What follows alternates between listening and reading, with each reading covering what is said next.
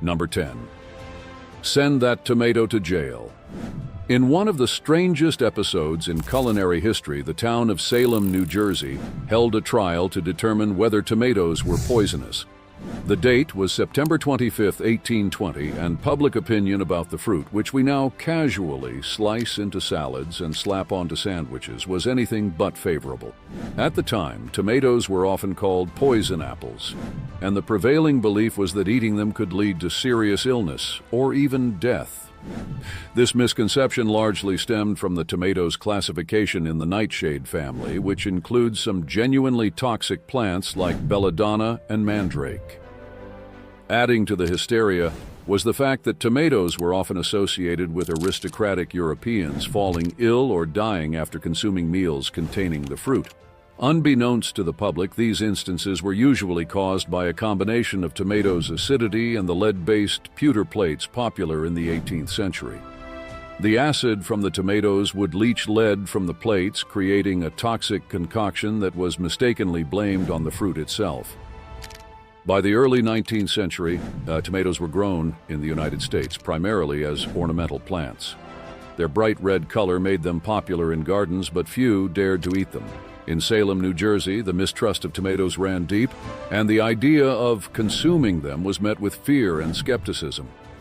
It was in this environment of suspicion that local resident Robert Johnson decided to challenge the myth head-on. Johnson, a wealthy gentleman and local legend, was a staunch believer in the safety and nutritional value of tomatoes. Frustrated by the public's baseless fears, he resolved to take a bold stand to exonerate the fruit once and for all. On the fateful day, Johnson gathered a crowd outside the Salem courthouse. Standing before the assembly, he carried a basket of ripe tomatoes and, with dramatic flair, began eating them one by one.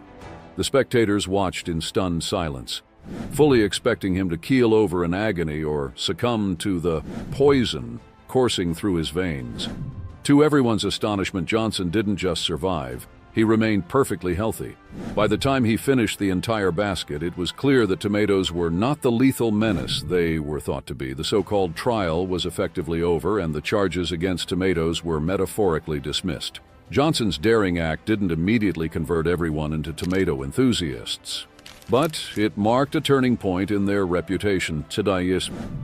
Over the next few decades, tomatoes gradually gained acceptance as a food source in America, spurred on by Italian and Mediterranean immigrants who had long embraced the fruit in their cuisine. By the late 19th century, tomatoes had become a staple of the American diet, featured prominently in dishes like soups, sauces, and, of course, ketchup.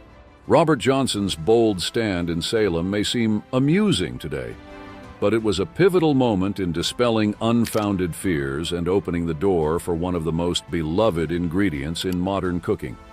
His brave tomato-eating stunt not only saved the fruit's reputation, but also paved the way for its eventual rise as a culinary superstar.